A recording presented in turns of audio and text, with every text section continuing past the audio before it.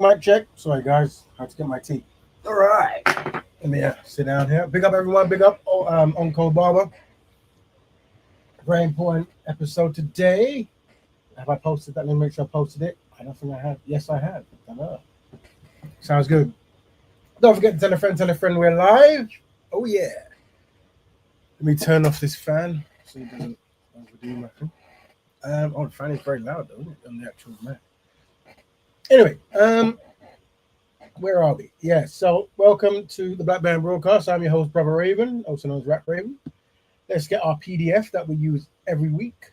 If I go, it's not even open, is it? Let's open it. Today, this is the 250th episode, it looks like. Now, where is this? Is it not opened yet? It's taking its time, isn't it? There you go. There it is. Share. Let's make it so it's readable. Remove that. Don't forget to tell a friend we're live. There we go. There. Yes, that's right. We are in the 250th. So that actually might be some kind of celebration or anniversary or something like that, isn't it? 250. Hey, look at that. Very quick. It says 250 episodes. We're going to talk about that, like platforms and formats and the struggles and challenges of running any kind of show. And we'll go through that because it's all connected. But let's go through as we normally start, and that is triple tragedies. We start as we always start. Now we talk about the triple tragedies, and that is white supremacy, anti-black racism, and the Ma'afa. Oh dear. And these three tragedies, they contribute to a double dilemma. And that is, we are despised and we are disorganized. All right. You hear me say it quite a lot, and I'll say it quite a lot more. Not to worry, there is a solution. And what is that? And that solution is Black Betterment. That's right. The lifestyle Black Betterment of Black people continuously helping Black people on Black issues. That's it. It's something that we're going to create, bake, and forge. And that's important. All right. Now let's go to. We're going to send a link out. Hopefully, people. Let me actually remind some people. Whatever. Let me. Sometimes I forget this. Yeah. So we're going to. We send a link out for people to come in, and sometimes there's one person. Sometimes there's a lot of people. But I would say that one thing we do try to do is remember the 4D values. And the 4D values are discipline, dedication, dignity, and discernment. Hold on, I forgot my shit. Okay, one sec. Yeah, and I'm just gonna send some links. I forgot to send to some people. 1,000 sorries. Hold on. So let's go. Let's read that. This is a good time for you to read up those things: discipline, dedication, dignity, and discernment. And if we can remember those four things, what will happen is we will be able to communicate just that bit more easier with our people. Let me send that there. Send. I think there was another sister I was talking to wanted to jump on.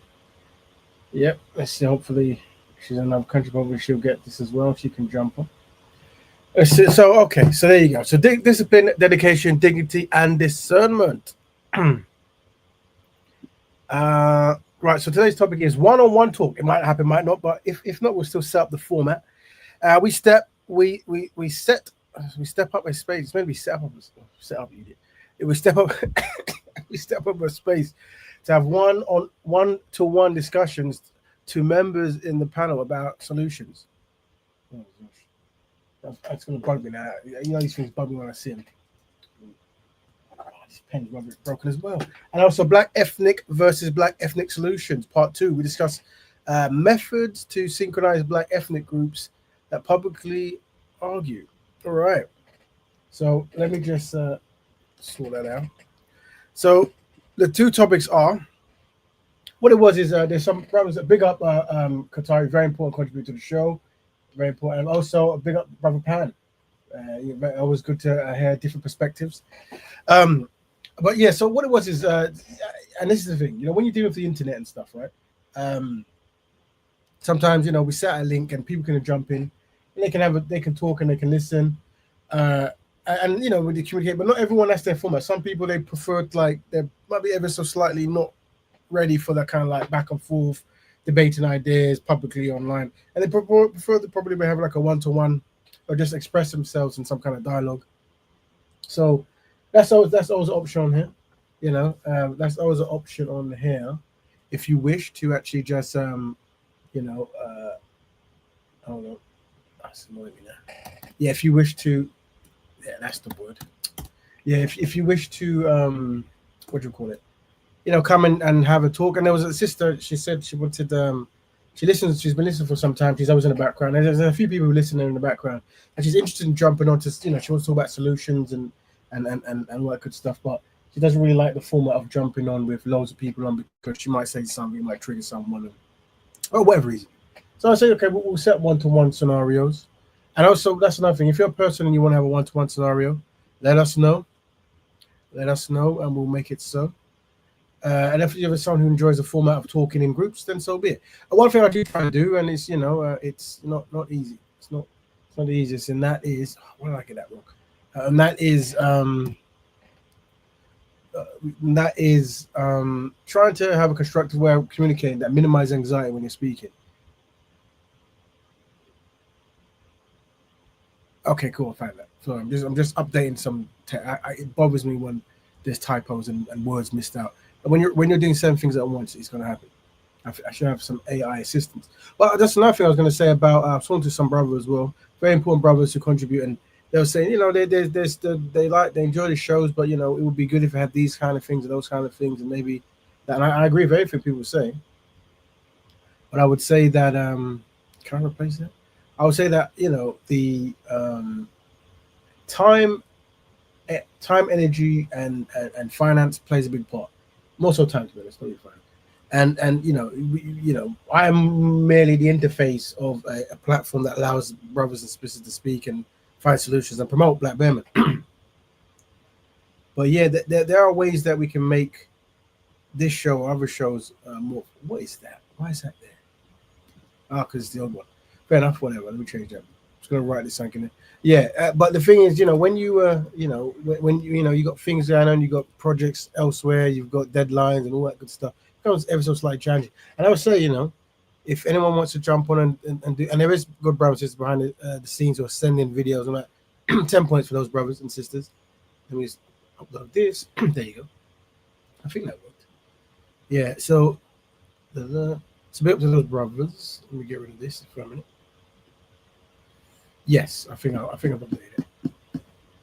How quick was that? Let's see if it's done it.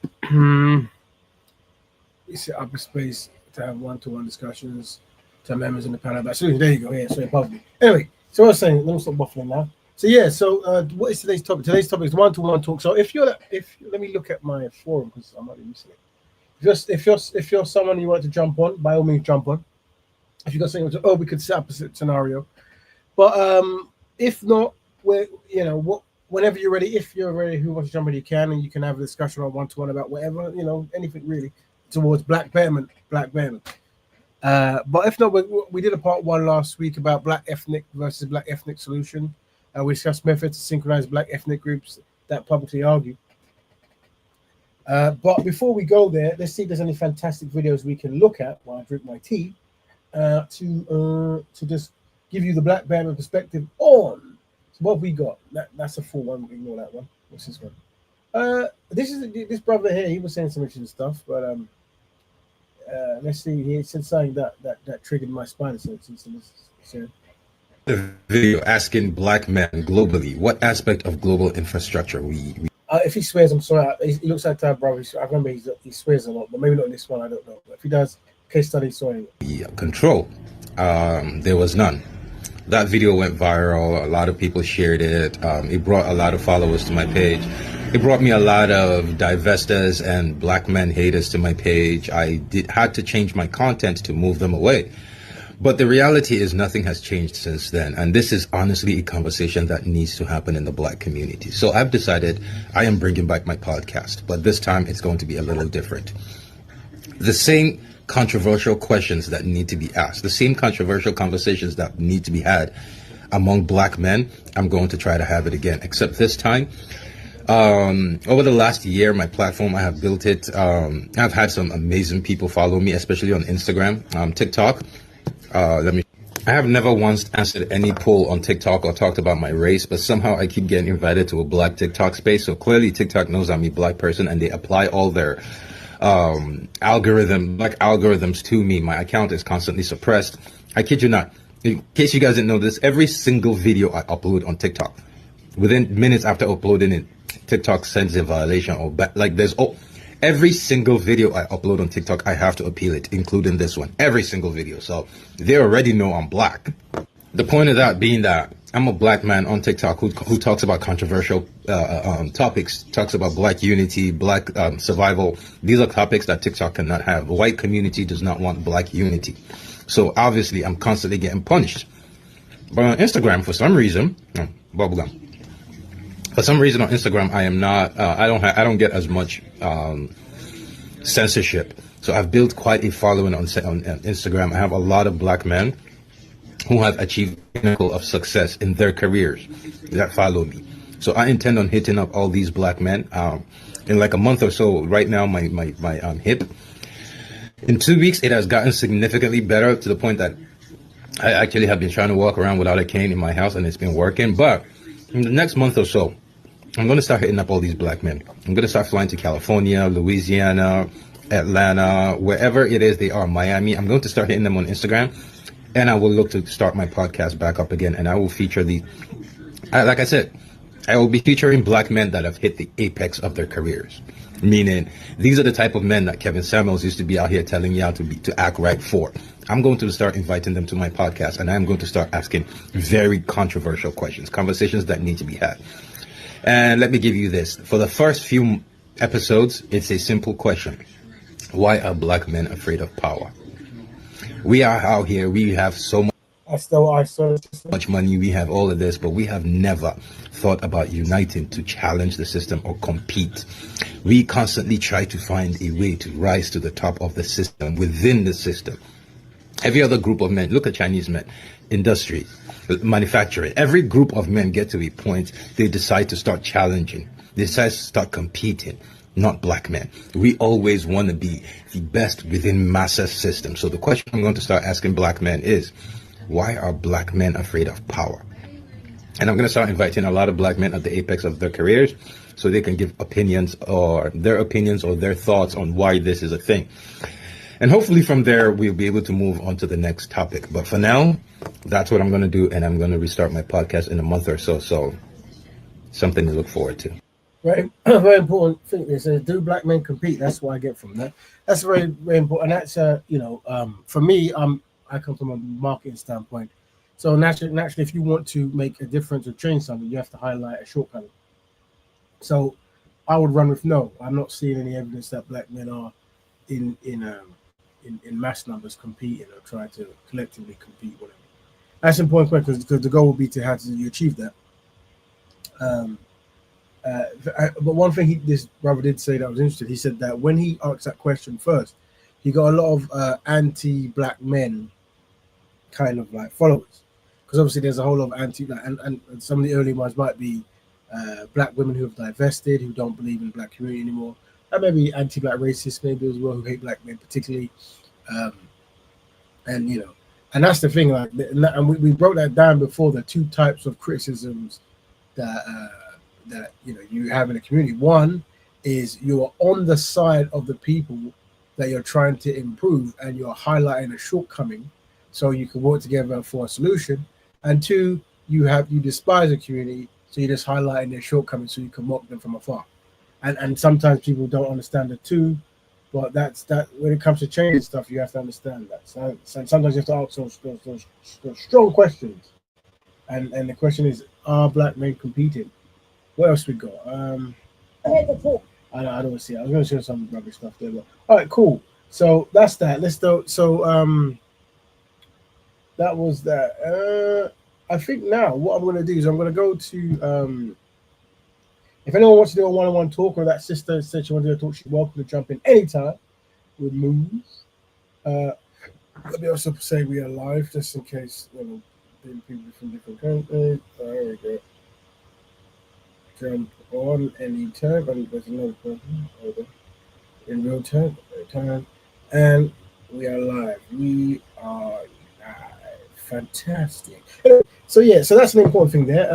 What's the other one? So remove this video and add that thing there. Yeah, why is that side still there as well? Read mode. Oh, come on, granddad. I'm trying to. Sorry, family. This is there we go. Read mode. We don't need. Yeah, better, much better. Anyway, yeah. So 1 to 1. We'll wait for that. Anyone want to jump when you can. But in the meantime, we're going to do part 2 of Black ethnic versus Black ethnic solutions. People from the diaspora arguing. This is more so triggered by. We had some brother last week from the States who, he was saying that he understands some of the kickback he's seen where some people from the diaspora come to America, and they're doing some self-sabotaging, or at least Afro-American or Black American sabotaging, and we were going to say and something that I believe in is if you see your ethnic group go to another ethnic group and sabotaging their progress, you're duty bound to try to fix that rather than having another ethnic group try to correct them, and then you might be leading down that kind of ethnic versus ethnic, and certain words are very ethno-Pacific, and it's like it then becomes an ethno war and all that rubbish stuff. So yeah, this is the and also listening is important. Most of the time when I hear these arguments, is domino effect. She said, he said, and there is no listening. When you come here, especially if I'm co-hosting or I'm speaking, I will be listening. I'll try to understand the angle you're coming from. But before you even said what you're saying, I see a logic and a value in solutions and unity, or at least open door elite unity, in the sense of those who want to be a part of the management class, they can. If you want, if you don't want it, that's fine. And that's what we're dealing with. So there was a video I had of Robert Walker. Let's see, might be a bit long, so I'll see if I can skip to it. But I think he mentioned certain things, so that might be interesting. Let's have a sneak listen. You know what? We'll tap it after we done. I don't have videos. We'll tap it after. The video asking black men globally. This is not the video. Why? This is what's going on there? Come on. Did I quote the wrong? What's going on right now? Let's find that video. Is it this one? Is it? Here we go. Now, so this is another. Big up this brother from Native American. Who exactly are you speaking about?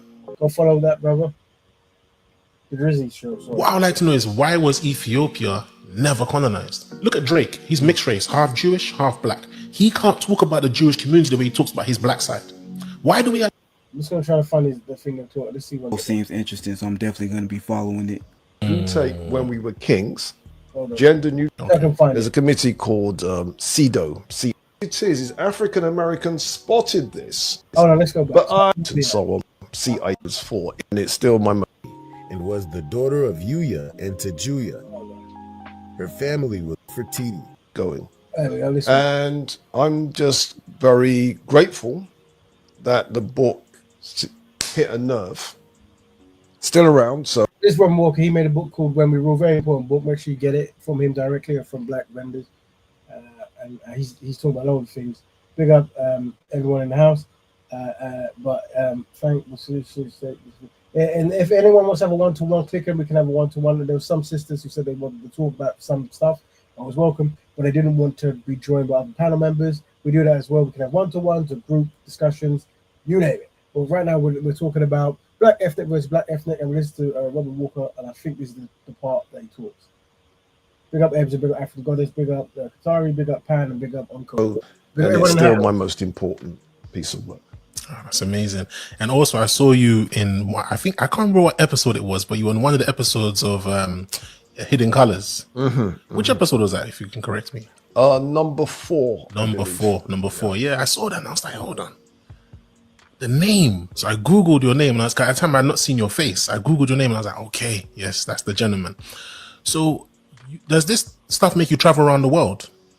Not as much. I expected that my career would blow up after Hidden Colors 4. It didn't. That didn't happen. I see. What did happen was quite independently of this.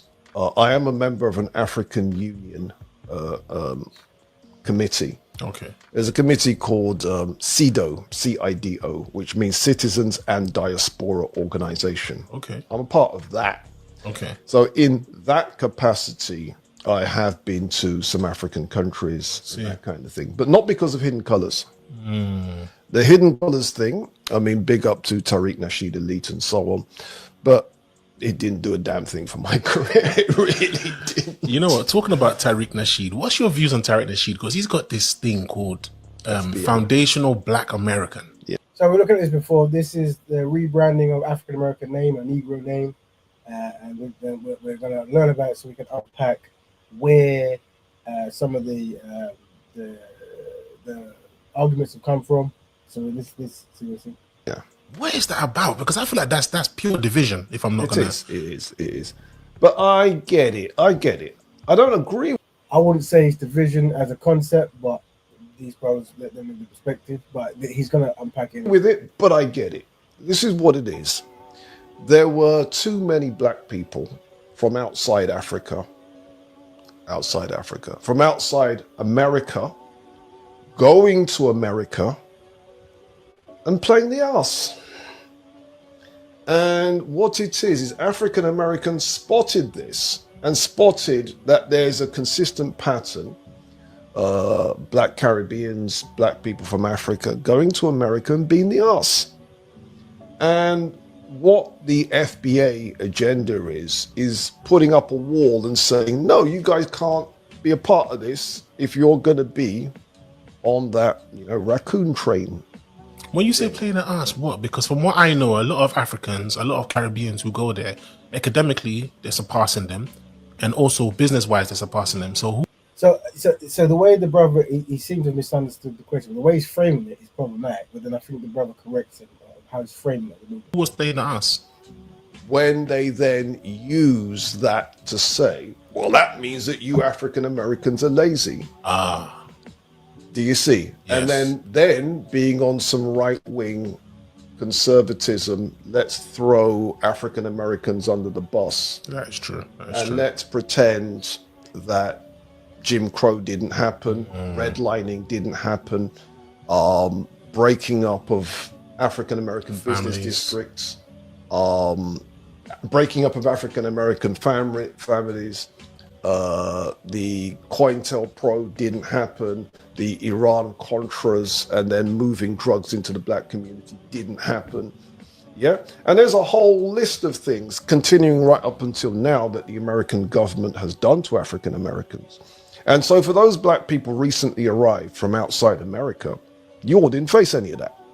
So of course you're going to be doing better than African Americans. Duh. Yeah. But what's happening is a lot of the people outside Black America don't respect that.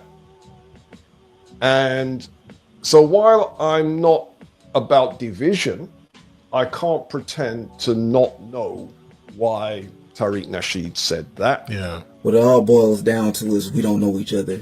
That's the main source of all this disunity. When you get to America, you have to understand America is a system. The first day you enter in America, it's literally having someone on your shoulder saying this, hey, you see this black American kid? He looks like you. He talks like you. He even has the same hair as you, but Charlie, he no be you. You see, look at him. He's shooting guns. He's wearing his pants this way. Oh, look at his hair. You're from Ghana, royal family, Ashanti culture. This is not you. And so the moment, as soon as you're at that airport, you disconnect. Oh, that's not me. So whatever you see him, he's suffering with. You taught from day one, oh, that's not you. Don't let the color fool you. That's not you. Now what you don't know is this. That same man that met you there has gone to that same black guy in America. Hey, Charlie, you see this African guy? He's not the same color hair as you. He has the same texture. But he's not you. Look at him. He's swinging on trees. Look at his stomach. He can't feed his people. Every negative thing about Africa, they will tell him. So he says, I'm not that neither. So the moment you land in America, you're like this. Separated. You are separated. The system is built for separation. I can't pretend not to know why some other people are running with ADOS. What's that one? ADOS, American Descendants of Slaves. Okay. They're on the same agenda as FBA, trust me. But they're separate. Well, one is run by Tariq, one is run by somebody else. I think there's somebody else is Yvette Carnell, something like that. To me, FBA makes a lot more sense. One, it doesn't include the word slavery. And two, there are American descendants of slaves that are in Africa. The capital of Sierra Leone, Freetown, and Liberia got their name because of the returned slaves.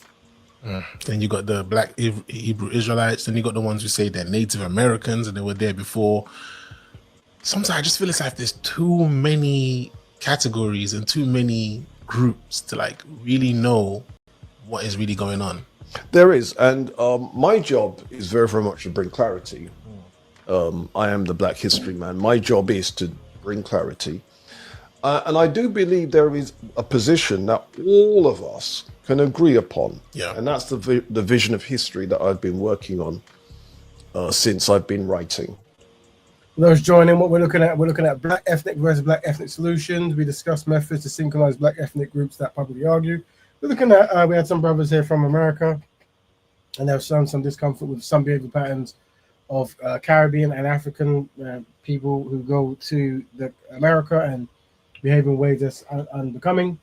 And we're looking at the black historian, very famous, probably the most famous now around, I think, from the black history standpoint, Robin Walker. He's understanding of the behavioral patterns of why some African Americans are not displeased with some behavioral patterns and why there is a reaction to it. And my thing is, to talk, to discuss, to find solutions. But part of that solutions is for people in the ethnic group. If you see unsynchronized behavior on any end, try to strain it out personally before it becomes an ethnic. And you said this, and she said this, and you've got this in your country, and he's got this in your country, that kind of stuff. When you get there, just try to strain it out. There you go. Just carry on listening for a bit. And it could put the FBAs, the ADOS, black people from outside America, black people in Africa. I've just spent 2.5 weeks in Ethiopia. Put all of us on the same side, with pretty much the same vision of history, with pretty much the same pride in our history, and it can be done. It's not a hard thing to do. Not only can it be done, it has been done. Marcus Garvey was able to unite Africans all over the world before the internet. And the way you do that is by putting black first. So you got all these differences, and we tend to put all these differences above our blackness. But when it's time to sign that check, or when the blue lights are behind you, or that gavel slams, they put your blackness over everything else, which makes it easier for them to divide and conquer. Now we'll still have our differences, but if we put our blackness above them, then it makes it a lot more difficult to drive a wedge between it. But I do understand and respect the differences, because I can see why a person from one country doesn't see it the same way as a person from another country. Yeah, I agree. I want to touch on the whole Caribbeans and Africans, academically and business-wise, doing better. This is a very important reality check that Brother's going to do here, and it's very important to listen. But first, I mentioned something that just sparked a thought. Were African people in the Americas before the European invasion? That's a complicated story, but generally speaking, I think the evidence is quite strong that the answer is yes. Okay. Does it mean that the bulk of African Americans were there before Europeans? Of course not. Okay. Does it mean that Black Americans today are descended from this bulk population that was there before Europe? No. Yeah. But was there nobody there? Here's the issue, you see. There was a very famous artifact that was found. I mean, I say artifact, fossil that was found. It was found in Brazil, and the scholars gave her the name Luzia, Luzia. She's thought to be the first human being, modern human type of human, discovered in South America. You'd expect her to have been a Native American, right? She turned out to be black. Okay. And there's been all kinds of, well, how do we explain this? Well, how do we explain this? Well, how do we explain this? Well, there's no way you can get around the fact that certainly the first modern human South American that we can point to is this fossil Luzia.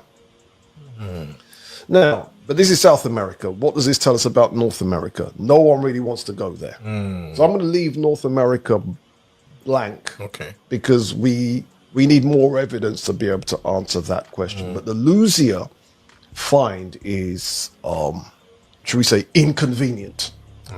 But you can't pretend it's not there. Inconvenient for who? It changes the dynamics. Okay. Because now what does it mean if you call somebody a Native American? Who exactly are you speaking about? I think this Aboriginal thing is nonsense. I think it's anti-African. I think it's destructive to our community, and it should be nipped in the bud. And anybody who engaged in any kind of critical thinking wouldn't have any difficulty. So this is Brother Runoko Rashid. He passed away not too long ago, unfortunately. He was one of the leading historians, black historians, not just black historians, African historians. So this would have been done beforehand, but I would have approached it how he's approached it, but he is still a person of authority. Finding the fallacy of it. As a matter of fact, I even question whether it's an African thing. I think that you have white supremacist organizations that plant these seeds, even give false African identities to further split the African community. I'm a Pan-Africanist. I believe in the global unity of African people, and anything that attempts to sabotage that, I'm opposed to. And so this Aboriginal indigenous nonsense, which is just that, to me is one of the worst things that's happened to our community in a very long time, and it needs to be called as such. What's weird to me is what seems like a need to distance themselves from Africa. I would say that historically there's always people who distance themselves from Black, Africa, other ethnic groups, whatever it might be, right? And there's obviously a history of organizations spending many years trying to unite for many purposes. I say how you approach the topic is important. I think if you're too, you can be dismissive, but how you're dismissive and stuff is important because it might just become another domino effect. So, it's good to have that kind of discussion of why someone's doing something, and is it possible for someone to call themselves something else, but yet still work for a great collective of them? Like when black people tell me they're indigenous to America, I'm skeptical, but I'm not gonna argue. So much has been exposed in these last 2 to 5 years that right now it don't matter what you say. I'm at least hear what you got to say. It's the we not Africans part that seems hella suspect to me, because they're not mutually exclusive. If an indigenous American gets with an African and they have a baby, is that baby indigenous American? Yes. Is that baby African? Yes. So you can embrace the indigenous side without being so hell-bent on distancing yourself from Africa. I think that's where some of the argument comes from, where when people get new identities, it's how they treat the old identity. That's important. Because unfortunately, one thing, anti-blackness and anti-African, and those two concepts, they're kind of intertwined. And what happens is, unfortunately, the branding of Africa has not been complete yet. So people would want to distance themselves anyway. But even if they didn't, and they just find themselves, they believe their information is new information, you might have a disdain, and it's the disdain that's the easy disdain, because the easy disdain, you don't necessarily see that in other areas. And that's because hating Africa and hating black people in general is easy to do, especially from Africans and black people. So it's how, if you want to delineate or you want to have a new identity, it's how you do that about undermining the work of the ancestors who spent 50, 60, 100 years to try to unify people. You don't want to try to sabotage all their work in 5 seconds. So that's why discussions are important, and also establish goals of what you're trying to do. Why you would want to But we are listening to Black Ethnic versus Black Ethnic Solutions. We discuss methods to synchronize Black ethnic groups that publicly argue. reject your inheritance from the richest continent on the planet when you don't have to. Much of it, I think, stems from an anti-Africanism. I think that there are people in our community who would rather be called turds in the toilet than an African. I do believe that.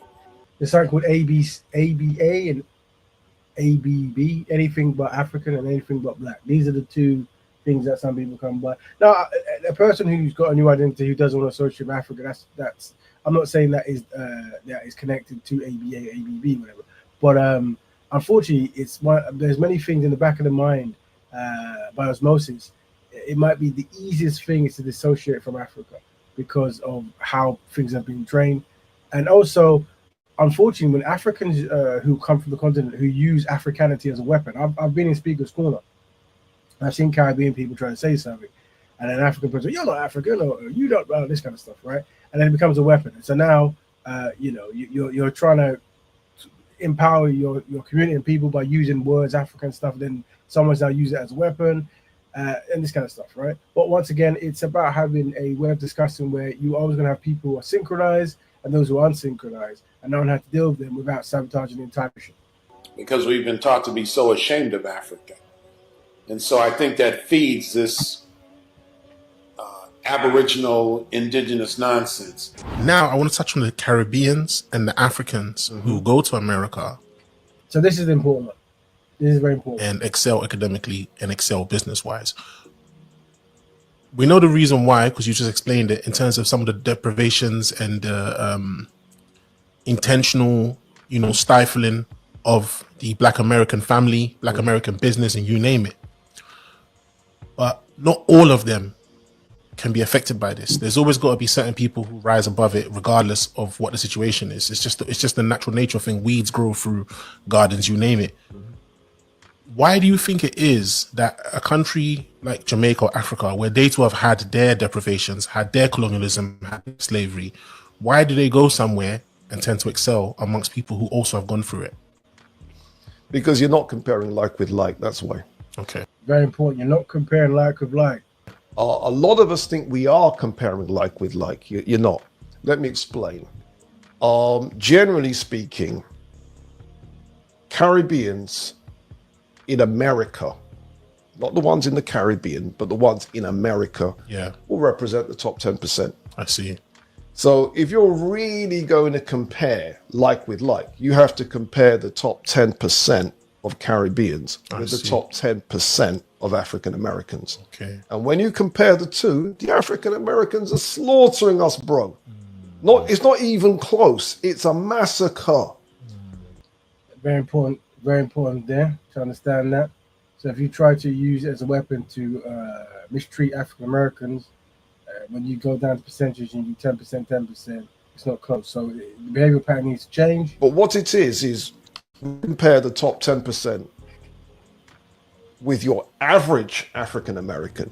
You're not comparing like with like. And if you compare your average African American, you're 51, you got 1 to 100 and Mr. number 51. Number 51 is richer by a factor of 20 than your average Jamaican. Do you see? What happens is because we live in a world where people don't really have full pictures, you can take the exception, use that to smack around African Americans' faces. This guy just got off the boat. He's doing better than you. Not realizing, but for my man to have got on the boat in the first place, he wasn't typical of the country that he was coming from. He was in the top echelons of that country. Do you see? Yeah. And the same is true also with people from Africa going to Black America. So if we're going to compare the top 10%, let's compare the top 10%. And when we do that, African Americans are slaughtering us. I'll add on to that and say it's also like a mindset thing, because so many Black people around the world see their way to make it. Their only way to make it is to escape the environment that they're currently in. It's like they're trapped. I was supposed to link. Sorry, you should have told me I haven't posted a link. Like, if anyone wants to jump, I'm saying if anyone wants to jump in, preferably, there's some people say they want to have one-to-one. Sorry, I didn't put the link up there. Once again, I've done that before. I've literally asked people to jump on for the whole show, and I didn't put the link up. Hard times.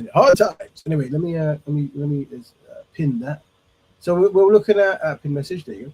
We were looking at what was it? Black ethnic versus black ethnic. We listened to Robin Walker talk about the realities of what's going on in the African American community, especially when unsynchronized brothers go there and sisters, and they don't synchronize with the African Americans, and it causes some confusion. And that confusion has contributed to some behavior patterns that we see here. Let's have a sneak peek. I can't talk for the Caribbeans, but I know a lot of Africans, once they get to the U.S., it's like a sense of, oh, I escaped, I got here. So it's like a fresh start, a new lease on life, if you will. I'll let this young brother talk. He's talking about America, but the same could be said about black people everywhere, really. But let me get this right. Us as black people, we done been through slavery. We done been through oppression, segregation, depression. We done went through racist cops killing all our leaders. We done went through the government killing all our leaders. The government putting a bunch of shit in all our food we eat so they break us down. We done went through getting put in certain motherfucking areas that we're all at that are poverty riddled so we can't get nowhere. We done went through getting dropped in motherfucking jungles, and then when we turn the lines and eat everybody, didn't we go to jail for it? We done went through legal slavery, mental slavery, motherfucking financial slavery, institutionalized slavery. But why, when it come to our race, we done been through all that, got over that, and now we treat each other like the enemy. Niggas want to get rich and go move with the white people, instead of getting rich and making their whole community so good that it's like the white people's and our property value is raised. No nigga wants to work on niggas no more. They just want to say fuck their whole city and move out of it instead of getting it better. And we still put each other through shit. I couldn't agree more. And I believe the solution is a perspective that I got from my mom. I remember one day she was talking to one of my cousins back home in Africa, and I guess he wasn't doing well in school or was getting into trouble or something.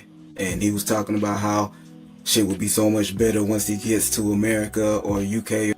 And she said, a tree grows where it's planted. And by that she meant we as animals can move, and that's why we're called animals. But what do you do if you can't move? Or what do you do in the interim? And being able to move is impossible for everybody. So while you're in that position where you are, you gotta be like a tree. A tree, wherever that acorn or seed falls, it has to. We'll pick up that right there. All right, so yeah, so that was us. Good time, yeah. That was us looking at the. That was us looking at the black ethnic versus black ethnic solutions part 2. We discussed methods to synchronize black ethnic groups. We're joined by Brother Pan and Brother Musa. If there's any sisters or people who want to jump in, you can. We can also have a one-on-one. I can remove these others because I know I do have prior to new people who might want to speak in isolation just so they can get used to the format. But until we can wait for you guys until you go on. But we are joined by Brother Musa and Brother Pan. And welcome to the shows, brothers. Yeah, big up. Hey. Yeah. Can I say something, right? Most certainly can. Yeah. If a people, I mean, you can only work with those who want to work with you. Right. No matter how, at the end of the day, innit, when it comes to the come down, innit, people work with people who want to work with them. Mm-hmm. So if there is a lack of wanting to work with certain other groups of people, I mean, after all the marketing and promotion, there has to be an incentive, motivation, and drive to want to work with each other. But then if that is not there, or they have not made the effort to want to work with each other after all of the information is provided and advertising is provided and evidence is provided, to work together for one's own interest or survival. What can you do? Right. So what you're saying, so what you're saying is, some people don't want to. You set up a scenario where cool. Yeah. You set up a scenario where you invite people to work together and they don't. Is that what you're saying? And I'm saying to you, after if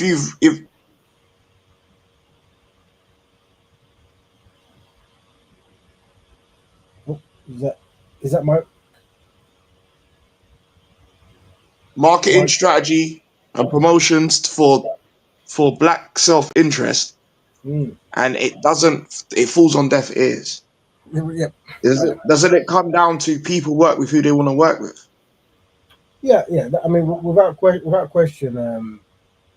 The thing is, I think you're gonna send out the bat signal or whatever, right? And whoever wants to come can come. And sometimes Yes. that's how it works. But sometimes you're gonna have messaging. Like, so, for example, I see black people as a multi-ethnic group collective, right? Meaning there's multiple ethnic groups collating together to be Yeah. described as black. So within those multi-ethnic groups, you might have one that's Ethiopian, you might have one that's Afro-Jamaican, and then you know that maybe 80% of Afro-Jamaicans and 90% of Ethiopians won't care to do anything, but you're targeting the 10% in that ethnic group to represent the great collective. You see, and that's important.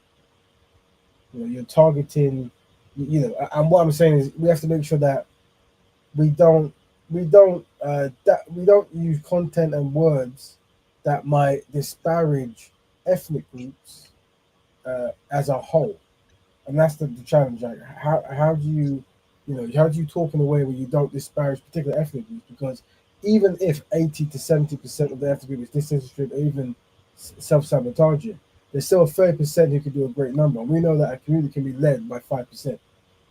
So, you're trying to get that worthy 5 to 30% of people to be constructive, because eventually, by osmosis, others will follow what works. Yeah, but look, if you use that same example, if you use an example, let's say, and you apply that to South Africa, and South Africa has challenges with blacks working together, i.e., the black South Africans start to see the Nigerians as a Mhm. threat. Mhm. They start to see Zimbabweans as a threat. They Mhm. start to see Angolans, Mozambicans as a threat, and this is despite black South Africa's history of apartheid and colonialism, neo-colonialism, racism, oppression.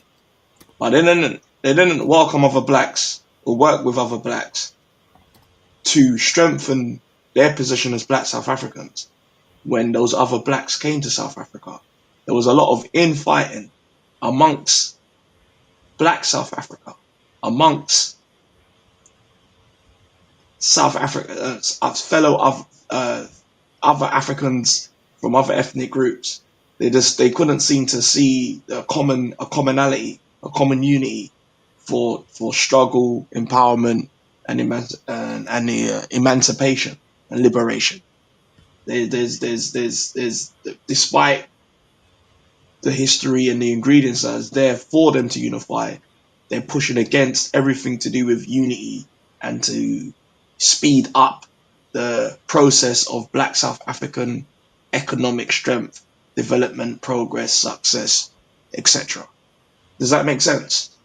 Yeah, so you've highlighted that in South Africa there's going to be challenges where there are some South Africans or many South Africans who look at other sub-Saharan Africans or Black Africans as problematic or taking jobs. Voting for what is this? Sorry, don't lie.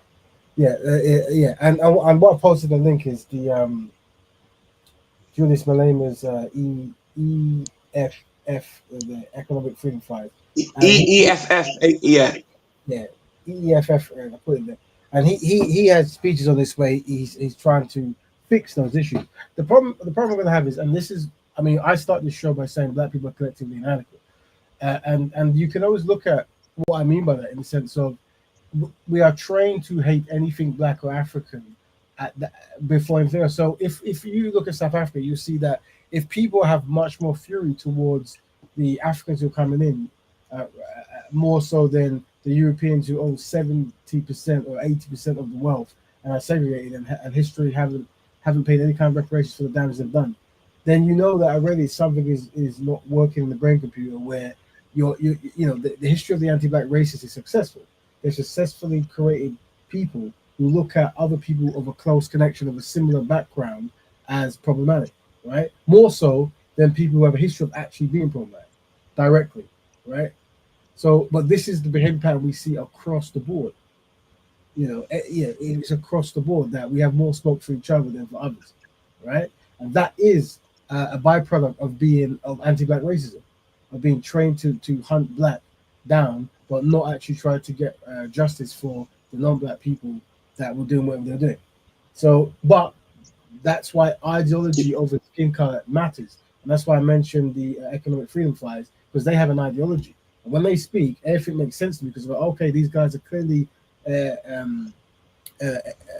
educated on Pan-Africanism, Black nationalism, Garveyism, all the isms. Because word synchronized. That's why what we're doing here is very important. It's ideology, training people to be B1, Black first, right? And how to make that appealing, how to rebrand that. Because if you can get a culture of B1ism, right, or Black Betterment, then what happens is when a Nigerian comes to your town, no matter where it is, you don't see them as an enemy. And if they themselves are being raised with pro-Blackism or B1ism, how they unify will be beneficial to both the people groups. Yeah, but that's why we have to, because without any form of B1 or Black Betterment ideology, you can almost guarantee the ideology is anti-blackness. Anti-blackness is one of the most well-spreaded ideologies in the universe, in the known universe, like at least from an Earth standpoint, right? Because everywhere you go, you can have a conversation in any language, and they'll tell you, yeah, actually, I dislike this and I dislike that, but I will let you know that Black people are the lowest. You know, I don't like that white people colonized us and killed our people, but I despise Black people more. And that you can include Black people in that. Okay. You understand? So the ideology of anti-blackness is supreme. Let's use the word. It's supreme, right? And that's why in order to tackle it, you have to have an ideology to tackle it, innit?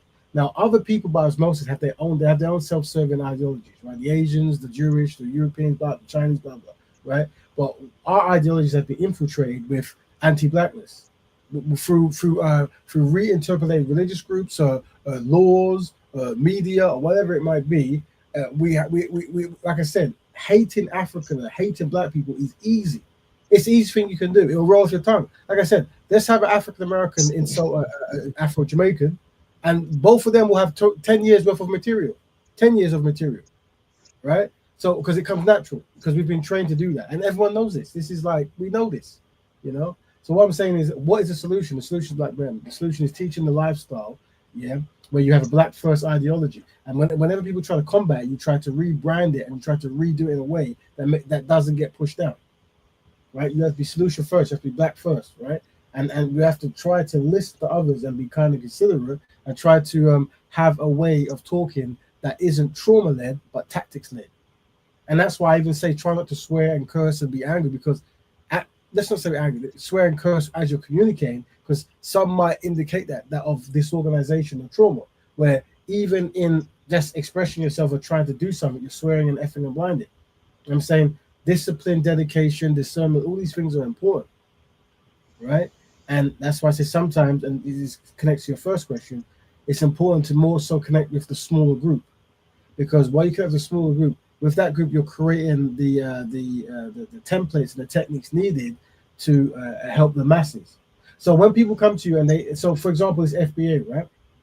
FBA is a reaction to a perceived problem that can be observed, but it spread. It spread because of marketing and branding, right? So now people go, I'm FBA, I'm this and that, because it was something they weren't saying before, and now they're saying. So that shows you that any ideology can spread if you make it make sense. Yeah, and that's what it is. How can you make things make sense, right? And that's what Black Betterment is. and we definitely try not to argue. So that's what I'm saying. When I'm talking about other people's, whether someone says they're black Indian, or they're a Moorish this, or they're a pro black that, or they're a vegan from outer space, or whatever ideology identity a person has, I'm not going to cuss it, because it's possible for you to be a vegan from outer space and still help black people progress. You know, it's If you possible. could, if you can demonstrate successful case studies, or is there any success? Is there? Do we have at this present successful case studies of overcoming multi-black, multi-ethnic challenges? I use South Africa because it was such a good example, wasn't it? A blueprint where it tends to go. You know, we're working against our own interests, and we don't even have a plan to overcome this, you know, to that division, a plan that is worthy to work towards, that is, it leans more towards our survival, to say, yeah, we embrace this plan, as opposed to allowing everybody else's plan, be they China, be they Jewish, to overcome and defeat us, because we lack a plan and we don't want a plan. So here's what it is. Pan Africanism and Black nationalism. I'm going to give you links to those. Right, these are ideologies, yeah, that people have tapped into to get Black people on code and doing, I think, things. Right now, obviously, as time goes by, things change and new markets come in. So the reason why I am promoting Black Betterment, and it's very particular, it's a lifestyle, is through all the work I've done and all the research I've done, I'm looking at ideas and concepts that actually work, right? And one thing you actually need is a clarified code, something that is clearly in print, something that's like you can buy a book, and the book says Black economics, Black health, Black love, Black families, Black people are these group working together to do this. That's important, right? So if you, I've just given two links of Black nationalism and Pan African. These are big concepts of where global Black people, multiple ethnic groups from different nations, different languages, have come together to try to have solutions. And naturally, when these things are happening, and when they do happen, you have a complete content pro or a counter narrative, because it's very dangerous for Black people to come together, right? So for whatever reason. So what I'm saying is, we we are creating the ideology of recognizing that every time something happens, there's a new branding to make it look stupid, right? Or to undermine it, to get rid of the energy. So, and bickering might actually be bickering among the ethnic groups, and separating might be part of that challenge, or part of that kind of self sabotage, right? Maybe. Who's the? I think it's very easy to create division in Black people. It's the easiest thing. If you wanted to pay me £20 to cause division in Black people, I have a guaranteed £20. Guaranteed. It's that easy, right? The challenge is, how do you have ideologies that actually can actually bring people together?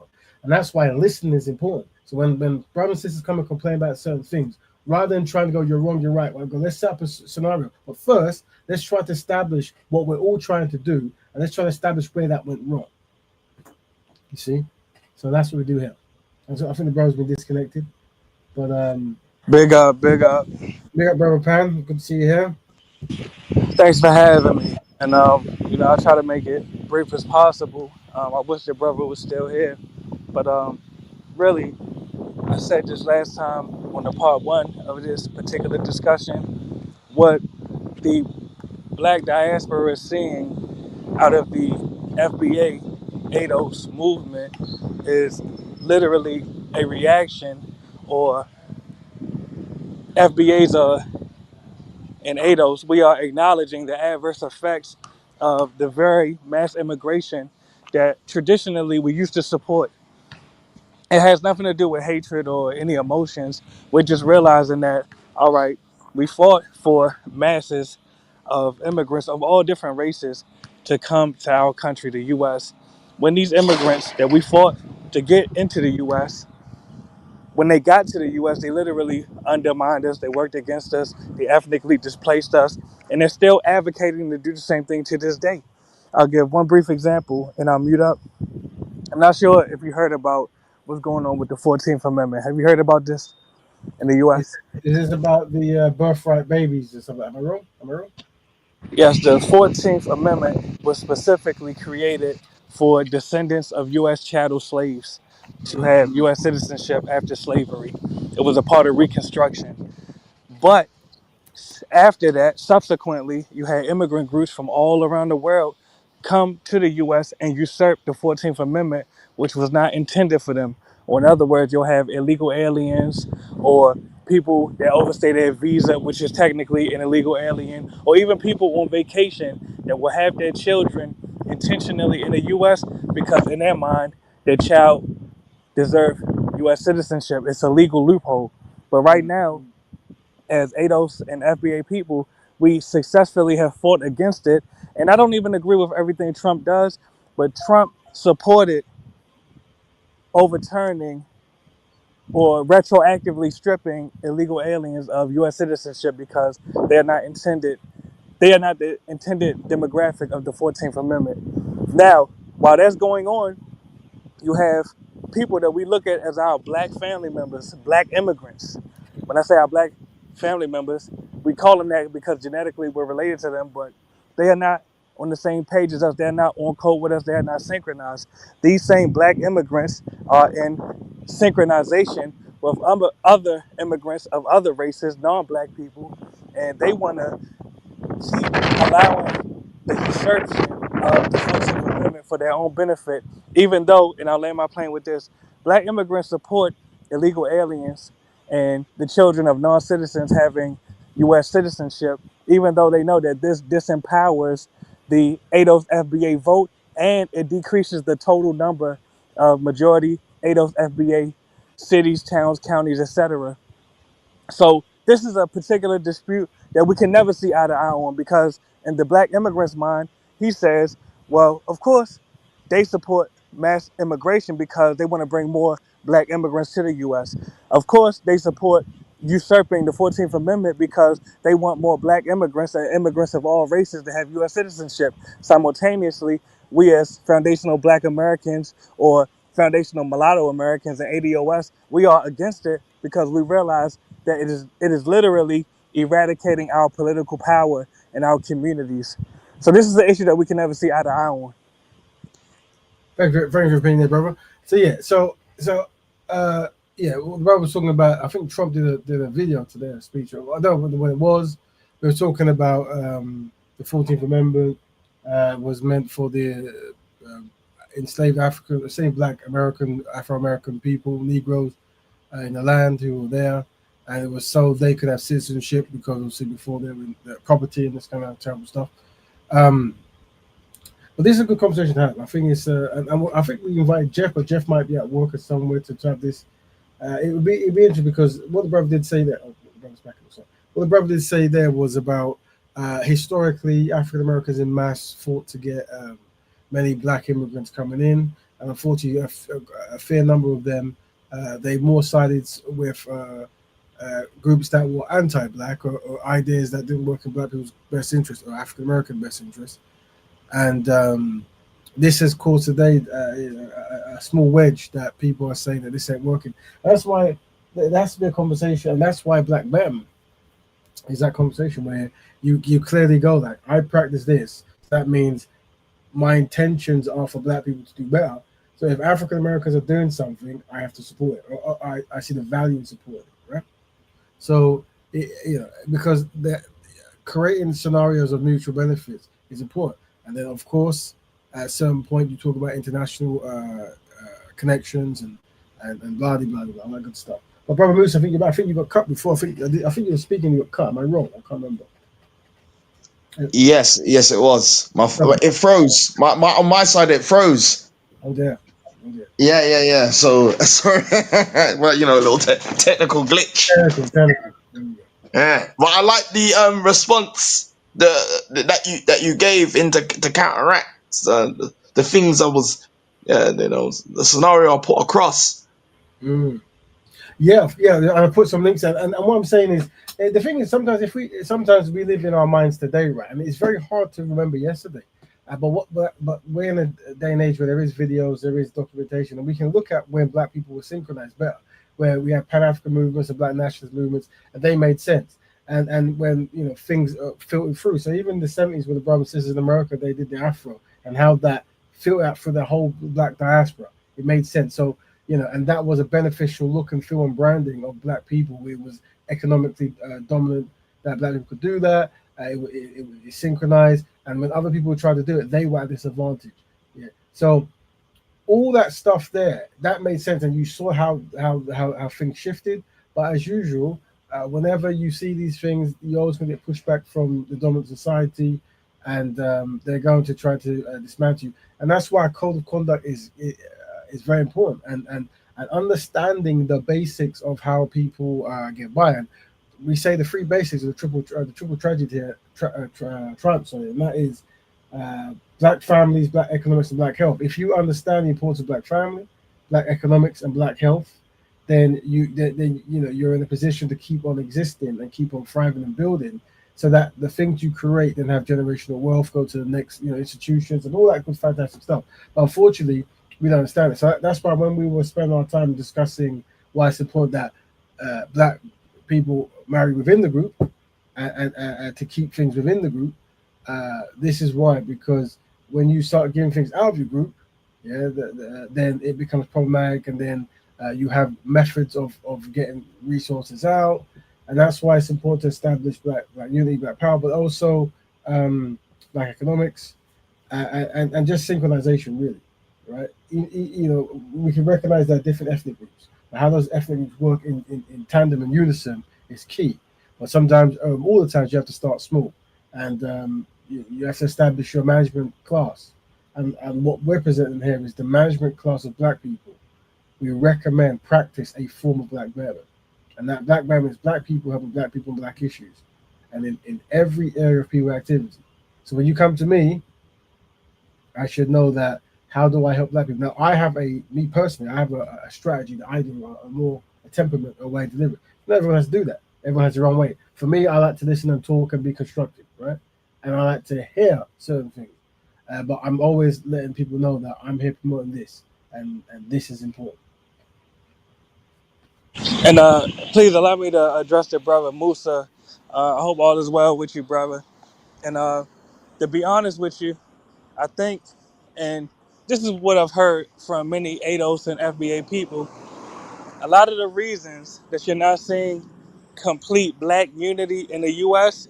is because the black immigrants in the U.S., they support flooding the U.S. with masses of non-black immigrants, because in the black immigrants' mind, in that flood of immigrants, they believe that it'll allow some more black immigrants into the country. Simultaneously, they're not taking into account, even when it's brought to their attention, I think that the black immigrants don't even care about the adverse effects of mass immigration that FBA, ADOS people experience. Like I was just telling the brother Raven to land my plane, um, really, when these masses of immigrants come to the U.S., the result is the decrease in the total number of majority black American communities. The result is the decrease in the total number of majority black American congressional districts, towns, cities, etc. So while the black immigrant is supporting mass immigration to the U.S., the black immigrant is complicit in the eradication of foundational black American ADOS communities. Right. So, and this is obviously the brothers giving his perspective, but this is and there's some other brothers I would like to talk to about it. And I think Jeff was one, but he might be at work or something. I don't know. Time's different. But this is a conversation I would like to have, and the experience of also brothers who are based in the states, from outside the African American community. Like what they observe, and also what methods could be put in place to try to do activities that's more mutually beneficial to everyone involved, as well as being aware of history of. It seems that no matter what happens, black people seem to be self-destructive. So what is the best smoothing process to in the current time that people can push forward? But in order before that, we have to have the conversation, see what's been going on. Musa, you say you want to say something? Yeah, yeah. Akon. Akon is Senegalese. Right. He works with African Americans. He's integrated with the African Americans. Mm-hmm. The rapper Wale is Nigerian. Is he? He integrated with he integrated with African Americans. Right. Um, Biggie Smalls was Jamaican. He integrated with the African Americans. So there is some examples where I see people of other black, Pop Smoke. Pop Yeah. Smoke was Panamanian. Right. Shine was Belizean. And he worked with and assimilated with African Americans. Well, I do see examples where it does happen with people of African background or Caribbean. Yeah, so that's what I was going to say. You're going to see many integrated brothers that you didn't even know until someone highlights their mum or something, right? And I think step two for me is if you're a brother or sister from another place and you've got family members or friends from the same place who are actively sabotaging progress for the African Americans or just black people in general, especially when you know that it could easily cause some kind of inter-ethnic kind of discussion where these things happen. I think maybe pushing forward a strategy of trying to call that out or correct that is prominent. I think we did the same thing here with like highlighting black men who undermine black women, and now we want to call for the black men who love black women to counter that out. So that way, the algorithm isn't always showing one narrative, because like I said, algorithms can show one narrative, and people can run those narratives, right? So that's why it's necessary that when you see that, you create a counter, because ultimately, what's going to happen is a collection of either women or African Americans or gay people or whatever it might be, where there's some kind of disagreements, and then they've then formed some kind of like vanguard new approach to these issues, where these issues could have been really resolved as soon as they showed their head. Someone was doing something that we define as unsynchronized. Question though, Rat Raven. You have to remember there has to be a willingness, because I remember, I was studying, and the Haitians that immigrated to America, they had a lot of problems trying to coexist or assimilate with African Americans. African Americans historically in America gave Haitians a hard time. They did not like Haitian people. Either they were too black, they were too rebellious, or Haiti synonymous with voodoo. Or Haiti synonymous with poverty. African Americans did not treat or welcome into their ranks Haitian people, and so if there's an unwillingness to understand a fellow black from another part of the black world, then can you blame them if they don't want to work with you?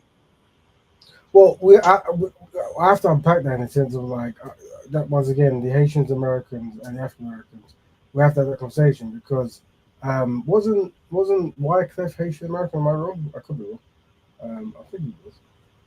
I think yeah, Haitian, Wycliffe was.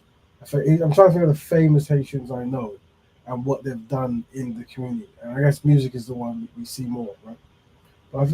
But once again, I can't say yes or no. If there is, here's what it is. I know that in the entire diaspora, any ethnic group coming from one country to another, especially if that country was the highlight of an ad campaign, a musical band aid campaign, right? And then after that campaign, you find people in mass coming from that place to another place. You're gonna find the kind of ribbing and insults and anti self-hating kind of comments.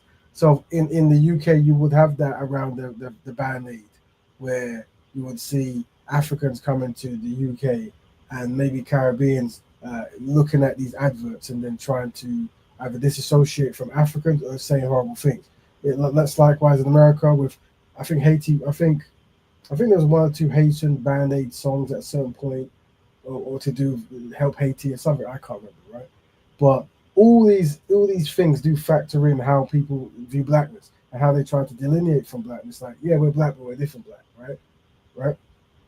And I think, unfortunately, poverty and pain and recovering from anti-black racism is something that many people struggle to align with, and that's why we have to create that concept. But if there are black people who has that history there of what they went through, by all means, they're welcome on the show to discuss it, because ultimately we're gonna have a whole lot of pain points, but the real thing is, what is the solution? You see, and there And is. Go ahead, man. Raven, allow me to address the point about the Haitian. Musa, with all due respect, you're speaking out of turn, because in reality, it was the Black Americans and the mulatto Americans that fought for Haitians and other immigrants to come to the U.S. Additionally, even in my lifetime, recently, within the last, I want to say this was in 2019, you had Haitians attempting to illegally enter the U.S., and they were getting whipped by ICE with actual horse whips. You could Google the footage right now. As a result, it was the foundational Black Americans that put pressure on our elected officials to condemn the whipping of the Haitians. And in closing, since many Haitians don't want to work with Black Americans or mulatto Americans, my advice is for these same Haitians to stay in Haiti, fix up Haiti. So what we're gonna have, thank you for that, bro. Thank you for both of us. So just so you guys listen now, what we're always gonna have is they did this, we did that, and there's much truth to all this. The area of interest I'm in is an actual conversation between ethnic groups to discuss what has happened and what could happen and how that could happen. And obviously, I'm going to be there throwing in Black Betterment, right? And that's why I say ideology matters. When ideology matters, like I said, you're not going to find me mistreating any Black ethnic group, because I have an ideology that teaches me not to do that, right? And most of the Black brothers and sisters that I'm aware of, they will never be doing that, because they were raised with an ideology, or they convert to an ideology that makes that impossible. So without the ideology, the easiest thing you can do is hate a Black person. There's nothing more easier. It's the easiest thing to do. As soon as you want to hate a Black person, I'll give you a book of 1,000 cusses you can use. Okay? So this is something that we have to be aware of. So naturally, my area of interest is to have the Haitian Americans, the African Americans, and all the other blacks and this, that, fourth, in a discussion at some point, where we try to unpack that, and we see what is the solution point, right? Regardless of where people should be or shouldn't be, what is a good solution? And once again, I present the whole concept of the show, an ideology that makes that impossible. And I'll jump in again very briefly. And what I'm about to say, I know it might trigger you. It's not intentional, but I have to be honest. Now, if I compare the white Americans, when I say white Americans, I'm speaking about the descendants of the founders of the U.S. You know, as you know, mulatto Americans and black Americans are also descendants of the founders of the U.S. Now, one thing we have in common, and I can even agree that to a degree, we are mortal enemies. When it comes to foundational black Americans, foundational mulatto Americans, we went to war against the white Americans. We had very bloody wars. A lot of lives was lost on both sides. But right now, when it comes to turning the faucet off, which is mass immigration, so we can preserve foundational black American and foundational mulatto American communities, I have to admit it's the white Americans that agree with the foundational black Americans and the foundational mulatto Americans on this one key point. Simultaneously, it's our black brothers, the black immigrants. They are gaslighting us. They're using black immigrant gaslighting tactics against us, telling us that we have self-hate, we're racist, we have a colonial mindset. But our goal is to preserve our communities, while the black immigrants are literally complicit in advocating to eradicate the foundational black American ADOS communities. So the solution, because I'm always solution minded, the solution is to end the brain drain that the Caribbean and Africa is experiencing by black immigrants, particularly Caribbeans and Africans, returning back to their countries of origin to develop their countries of origin to be better than the U.S. Really, so your descendants won't feel the need to flee. Right. Like I said, that's your opinion, and that's what you want to say.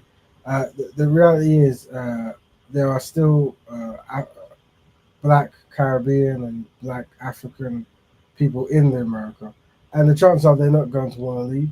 So the question is, what could be done whilst they're there that could contribute to betterment? What behavior patterns are happening that is undermining the process outside of them being there, according to what you're saying? What could they be doing as they are living there that could actually either not sabotage what African Americans need to do or contribute to a betterment of African Americans? Right? There's plenty things, and but we can't have those conversations with people not present. Right now, we're talking to one brother yourself who's aligned with certain ideologies, but also have your own ideology and your own stuff you're trying to get across. But we're not necessarily talking to others to get that kind of back and forth.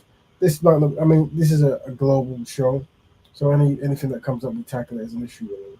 But like I said, my area of interest is how to interject a way to communicate to find solutions. And this might be a high triggering topic, but there is the method of how to find a solution in discipline, dedication, discernment, all that good stuff, right? The 4D values, and trying to establish what is the best moving forward. Like, there's certain things can't be reversed, but certain things can actually be fixed. So, And I appreciate the dialogue, Raven. But even the brother Jeff that was up here, he understood my point. It was not rocket science what I'm saying, but I never received an answer from the African and Caribbean panelists. My question was, and I'm going to ask the question again: if Caribbeans and Africans in mass numbers can flee the Caribbean and Africa, then why can't these same Caribbeans and Africans that are in these European nations, why can't they in mass numbers return back to Africa and the Caribbean to develop their countries of origin? was your question European? Is that your question? I said the black immigrants from the Caribbean and Africa that currently live in the US, in Right. Europe, Canada, etc., since they were able to abandon their black nations in mass numbers to move to majority white nations. My question is, why can't these same Africans and Caribbeans return back to Africa and the Caribbean to develop their countries of origin? So let me agree with you on partially on that, right? And what that is from a black Burman standpoint, there is a value in going to other nations, uh, getting connects, networks, and all the rest of it, right?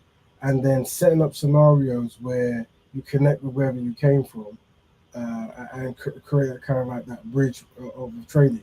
Now, how we will expand that is if someone from Ghana or Nigeria goes to America, it would be nice if they set up something in Nigeria to trade back and forth. But also, being in the Afro American community, include African Americans in that. So now African Americans have their own kind of distribution and so forth. So when we look at in America, we look at the the Korean hair trade network, and in England we have the Indian, the Asian, but more so Indian, Grey Indian network of hair trade and stuff. So what we're saying is Africa and the African Americans and Caribbean Americans, they can expand together by creating those networks of having, it's just like you have Chinatown in wherever you go, and it's connected to Chinese imports. That's key. So there are ways that you can grow and be back and forth in your nation and benefit the land you're in, as well as the black community you're in, to form your Afro town or your black town or whatever you want to call it. And Raven, I acknowledge your point, but please let me tell you the biggest difference between, and you use them as an example, the South Koreans and the Caribbeans and Africans. There's no brain drain out of South Korea. Their best and brightest actually stay in South Korea. That's why they have a developed nation, with all due respect. But when we look at Africa and the Caribbean, look at the poverty levels, look at the lack of infrastructure. So, with all due respect, Africans and Caribbeans are not in a position to compare themselves to South Koreans or Chinese people or Japanese people, because these particular Asian groups, they are coming from a developed nation. There's a big difference between that and what we see in the Caribbean and Africa. Right. So Africa and the Caribbean both been victims of the Ma'afa. and there's going to be different levels of progression, as well as economic sanctions placed upon certain nations like Haiti and so forth, right? But the idea is we recognize of that terrible past, but then with an ideology like Black Diamond, you're going from step one to step two, step three. It is very possible to fix your nation, but you have to have an agenda and a direction. And unfortunately, most Black people, even the way we're speaking now, we might be tapping into other anti-Black agendas where we're doing behavior patterns that isn't going to work in anyone's best interest, right? And that's why having a B1 mentality, especially economically and stuff, or ultimately where you want to be, is crucial, very crucial. No, no, I definitely. I'm sorry, I cut you. Go ahead. That's what I'm saying. So what that is this is the thing. I think the brother Robin Walker said it in maybe that same interview we played before that we did cover it, and that was what the difference between. I guess you did tackle it. The difference between Black people and other people is the extreme wide spread of poverty, right? It's a high ratio, right? So you trying to fix something in poverty is very challenging, and that's why you need an agenda. So I would agree that Africans and Caribbeans in the diaspora, and African Americans, there's African Americans who are in other places as well. Everyone should. There is a value in looking back to where you've come from to build that up, to create networks back and forth, and those networks are sustainable. So if in the African American community at the moment, everyone is buying certain products from China or Taiwan, there's no reason why you couldn't get those same products if it was done properly from Africa, right? But the only difference is through Black Betterment, the the interactions are more humane. Unfortunately, the North Koreans, sorry, the Koreans, and North Koreans, the Is Koreans the and South the Koreans? I'm listening. South Koreans, yeah, they are unfortunately they have a history of being anti-black. Either in the back of the mind or the front of the mind. So that means when it comes to doing business, they won't do business with you anyway, right? But them being in certain neighborhoods, there is an anti-black aura.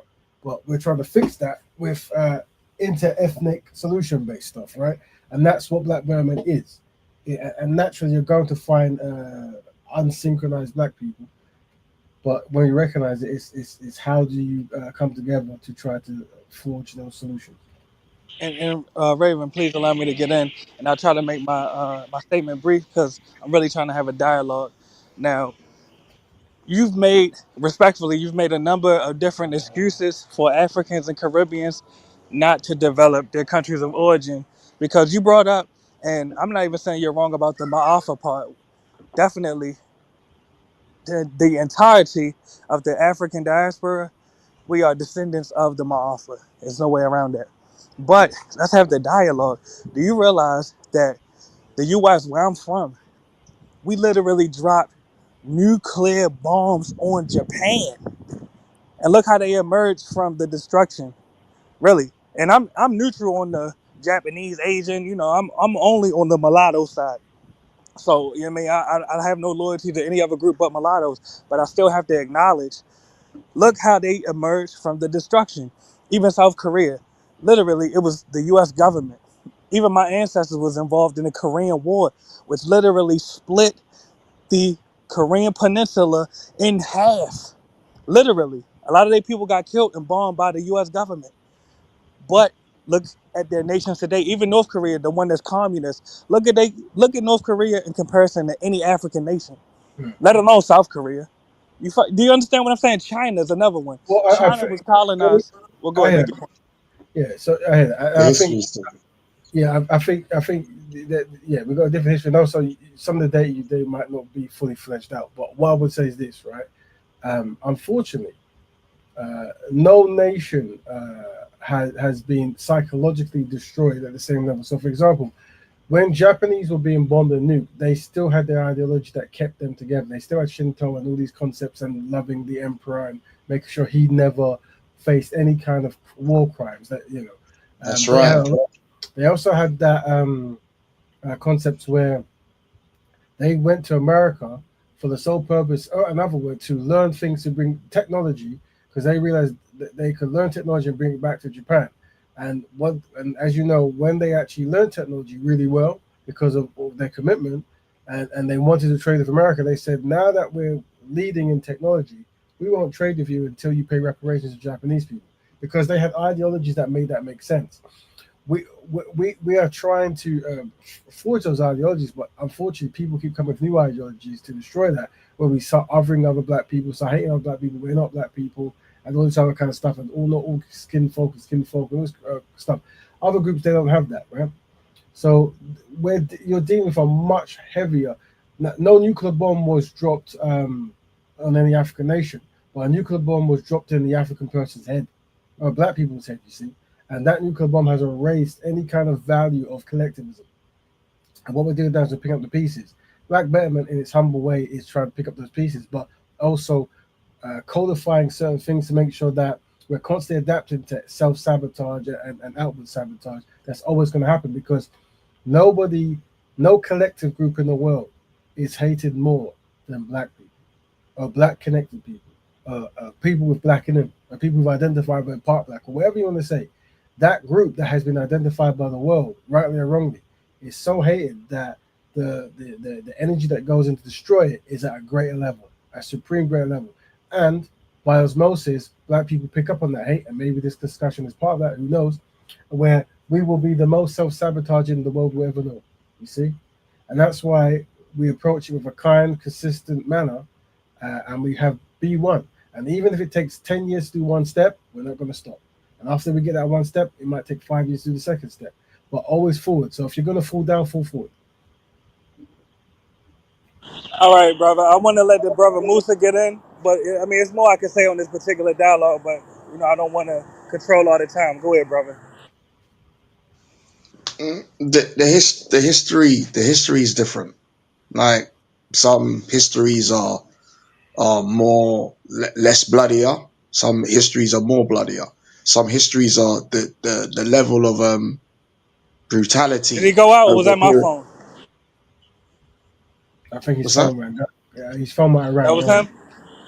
Yeah, Yeah, I'm going to leave you, bro. You're on the phone. It's going to be you. the, Go ahead. the history of brutality My bad. He is dropped more. down. Oh, my bad. Go ahead. You about to jump in? My bad, Musa. Go ahead. I'm Yeah, going to leave. the history of the brutality is greater with some groups than others. Like the intensity, the level of violence, and over a longer over a longer period of time. If you compare the history of blacks in 400 years, the Polish haven't had 400 years, the Japanese haven't had 400 years, the Chinese haven't had 400 years, the Koreans haven't had 400 years, the Albanians haven't had 400 years. The Russians haven't had 400 years. The Gypsies haven't had 400 years.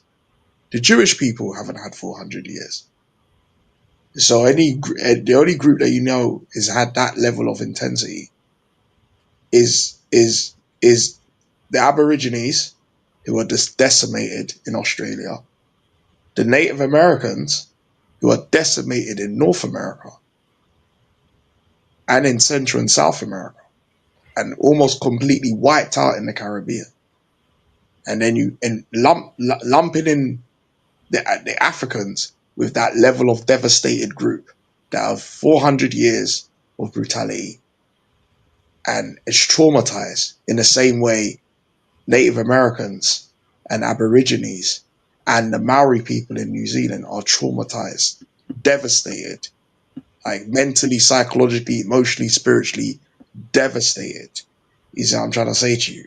And even now, still, if you went to any Native American community in America, by and large, their people are still on high rates of alcoholism, high rates of domestic violence, high rates of drug abuse. You see this if you do a case study in the native groups in the Native American communities and in Hawaii. There's trauma on some next level. You see it in indigenous groups in Canada. The Inuit and First Nation peoples. The brutality, rape, sexual violence abuse in when they was forcibly indoctrinated into Catholic or in Christian schools. There was a continuous brutality with forcing these indigenous groups to give up their language. They had to speak the tongue of the colonial master, and then it Yeah. was a continuous psychological, emotional So, abuse. the brother Musa on the screen at the moment. It's a 60s scooping. The first of the practice that occurred in Canada of scooping up indigenous children from their families and communities for placement in foster homes and adoption. So in Canada and America, there were these kind of behavior patterns where you took Native Indians, Native American Indians, and tried to make them uh, marry into Europeans and then eventually become Europeans. Right? Now, this obviously, we don't really mention the Native community because they were so devastated that their numbers are much more dwindling now. Fortunately or unfortunately, I don't know. Black Americans or black people in general have a higher number. So, uh, black, even though they tried in Brazil, that it's hard to destroy black people. It seems because of the numbers and also the melanin and all that kind of stuff. So, but yeah, if we were to expand, there are people groups who have been damaged by European colonialism and all that kind of stuff, right? Um, and unfortunately, if you were to visit them and on some of the some and talk to them mentally, many of those brothers out there, the native Indian guys, they haven't psychologically healed themselves. And if you talk to Aboriginal people, if you talk to Native Americans or black people who were descendants of chattel slavery, it's the same. It's a very, very, very hard thing to come from, where you're completely dominant for hundreds of years, no reparations are paid, and for hundreds of years you've culturalized anti-you. You've culturalized anti-you, and the concept of even uniting with yourself is seen as stupid and backwards. So Black Women comes to heal that, to make sure that hopefully we never end up, unfortunately, like those brothers. And hopefully No, those and brothers. my bad. I didn't mean to cut you. I just want to make a notation that you seen I was muted because I don't want to be accused of cutting anyone off, and I'm really trying to understand what you all are saying. But I think that you all are not understanding what I'm saying. My point is, you cannot compare black immigrant groups who willingly flee majority black countries to move to majority white countries voluntarily. You cannot compare these black immigrant groups to Native Americans or descendants of U.S. chattel slaves who are colonized by the Europeans. We didn't willingly go to live underneath the Europeans. So back to the focal point. Well, I'll land my plane with this. That's why I brought up the examples of South Korea and Japan, because even with the minimal amounts of Japanese that immigrated to the U.S., there was no brain drain out of Japan like you see the brain drain that exists in the Caribbean and in sub-Saharan Africa. So in conclusion, how will the diaspora achieve black betterment when masses of Africans and Caribbeans are moving to majority white nations and attempting to assimilate into the Caucasian cultures? Okay, so you mentioned many things. First of all, no one was comparing Navy Indians to anything like that, right? But most importantly, there is no brain drain in that sense, right? These nations that you're describing, Nigeria, Ghana, Jamaica, they still have plenty intelligent people there. I think what we're describing is how to be synchronized, how that whether you stay at home or you move abroad, how do you work in a behavioral pattern that actually benefits black people internationally and locally? And that is despite what ethnic group you're dealing with. If I'm from one ethnic group and I move to a place with other ethnic groups and I'm causing confusion, this is a problem. There needs to be a codified way to interact. We will know that we knew this at some point, but something has happened, some separation, some lack of being born with a code. It's happened now where these things can happen. So you are on the show now, brother, where this is the solution. You're describing challenges that come through not teaching these ideologies, and the solution is here that we're presenting. That's how it works. Yes, and just for clarity, when I spoke about imparting the noise around me, I'm in a bustling city right now. But just to be clear, when I spoke about the brain drain, I'll give you one example, and anyone can look this up. There are actually more Ghanaian and Nigerian doctors in the U.S.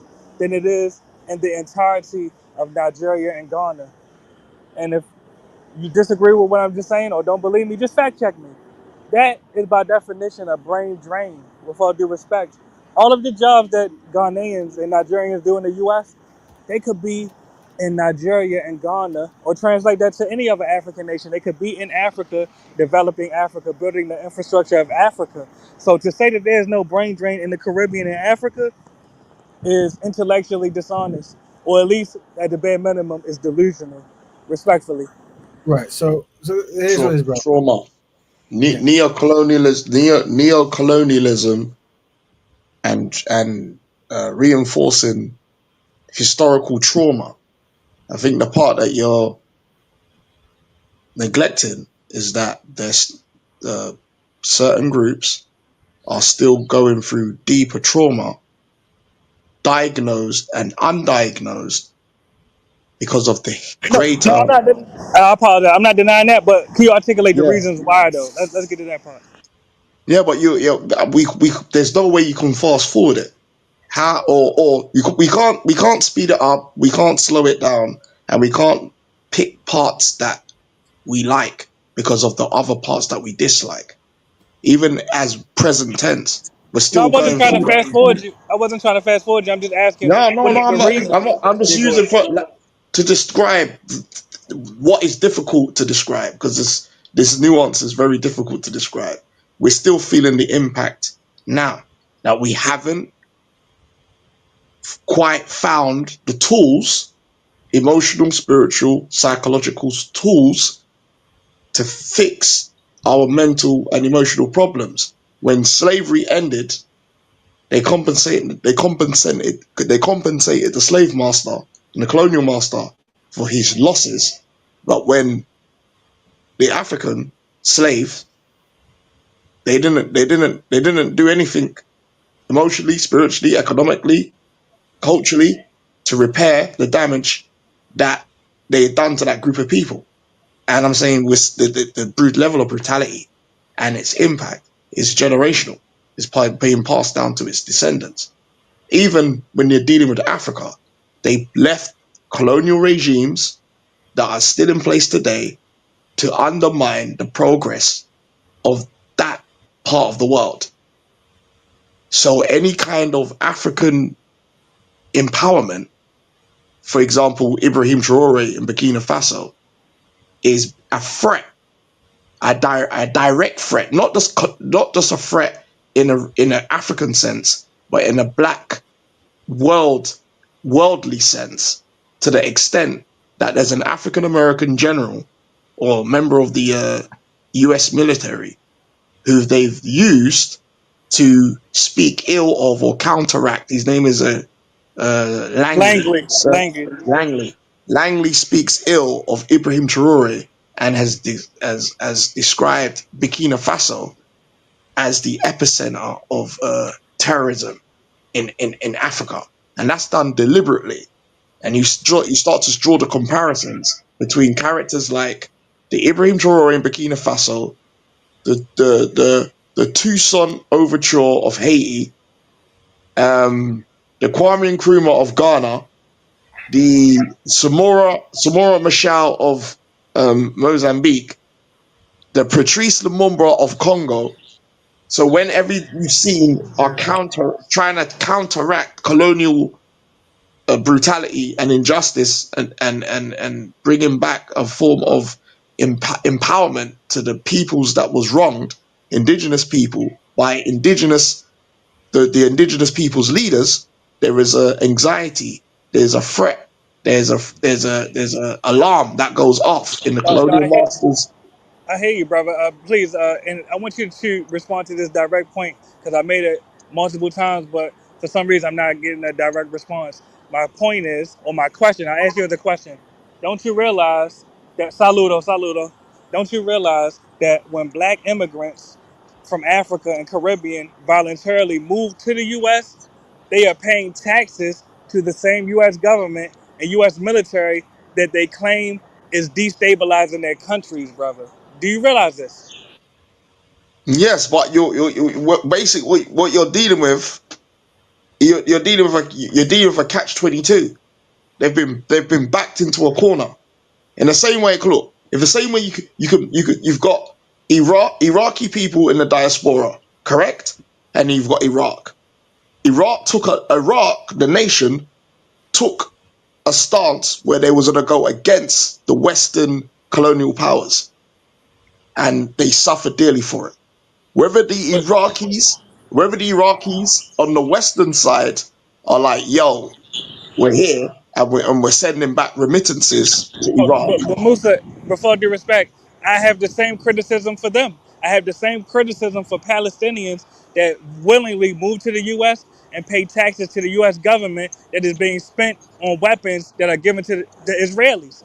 So let's stay Yeah, but focused. I'm asking, yeah, brother, please. The question is this, because I like the metaphor that you use about having your back in the corner. Don't you realize when your back is against the wall, when your back is in the corner, you got to fight out that corner? You don't submit. no, you don't submit. What you're saying is true. You don't submit. But some groups, okay, let me put it this way: some groups are in a better position to resist than others. I'm not saying that you should quit, but I'm saying to you, some groups are going to put up a better fight because they're in a better position than others. Either they're less traumatized, or they've got more self-love, or they've got more of a fighting spirit because their spirit historically wasn't broken, or they've got a religion, or they've got a spiritual figure that looks like them, or they still got their own language.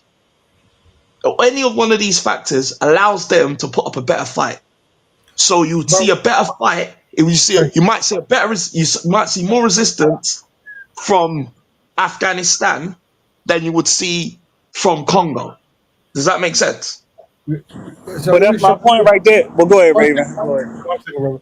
So yeah, just for those joining, we're going round about the way, but basically the discussion at hand is black ethnic versus black ethnic solutions.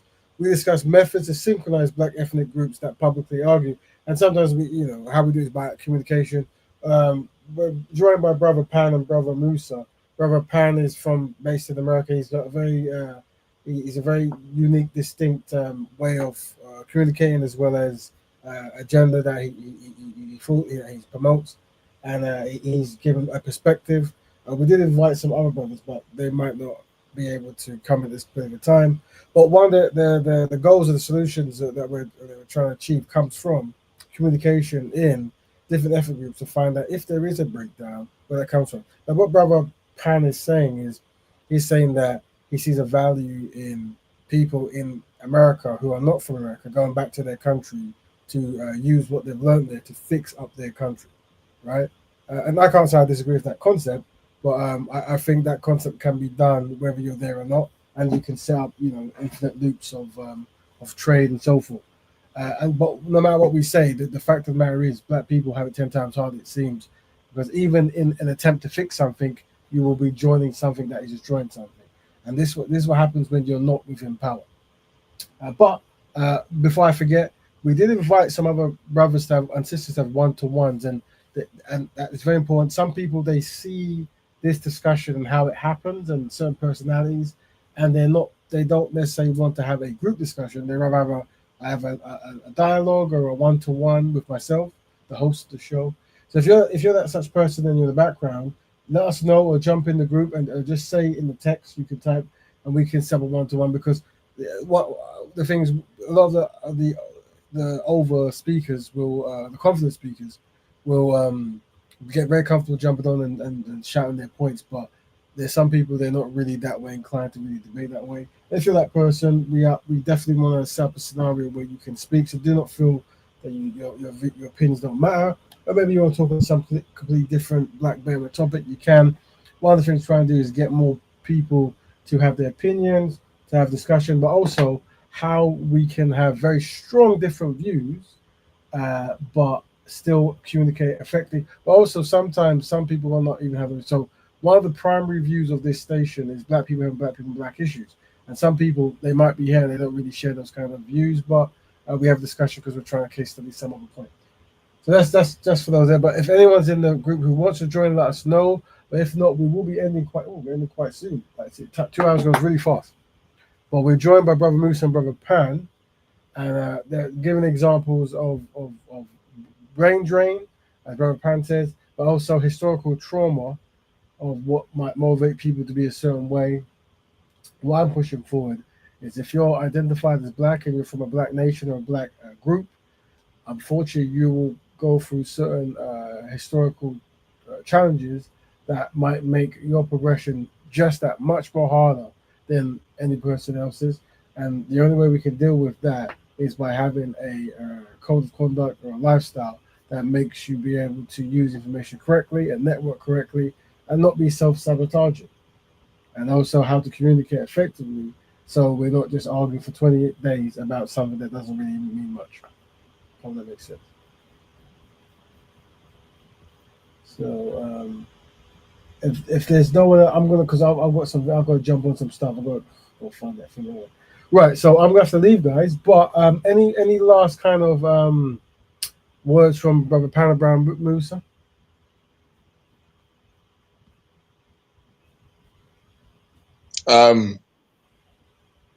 It's very interesting. I like the challenges Mm. that is been presented.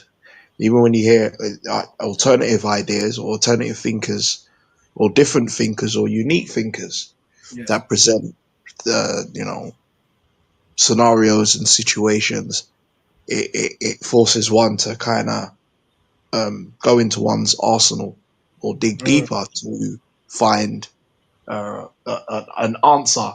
And sometimes there isn't. Sometimes there is an answer, and sometimes there isn't an answer. And sometimes we say things, or is the answer, the question that's being posed, the answer is still pending because the trauma hasn't hasn't hasn't been mended in order to bring the answer to that particular question. We're not at that stage yet. Some other groups are at that stage and could give an answer, and some other groups are not at that stage. And to be very honest with you, they couldn't give an answer because they don't have one at this present tense. Does that make sense? Makes perfect sense, brother. I understand that. And Brother Pan, I think Brother Pan's he's the wind. He's very windy where he's at. It's been cut. So, but yeah, and for those who listen, there's another thing before we go. We tend the premise of the show is black people and black people. Sometimes we get people with completely different views, but we do have a first come first serve scenario where if people want to talk, they can, unless they do things that's consistent problematic. But also, by having certain people constantly come on, it might make it unappealing for new people to come on. So if you would like to jump on this, let us know. Your views matter. But remember, this actually is a black show. This show is for black people to come together to find solutions. And I know there's tons and tons of people who will just sit in the background. You can do that. You can just listen a few times and live times. But ultimately, if you have anything you want to do, we will set a space for you and try to make it as comfortable as possible. And that's what we'll do. If you want to have your whole topic there to yourself, hook me up on Instagram or in the comment section, and we'll make it so. But brother, we're going to say bye to Brother Musa, Black Betterment to him, and also Black Betterment to Brother Pan, even though he doesn't really practice that kind of stuff. And Black Betterment to all you guys, and hopefully we'll check you next week. And until next week, Black Betterment to all, and to all Black Betterment. That's all right. Let's go do the Yodo. See you guys. All right.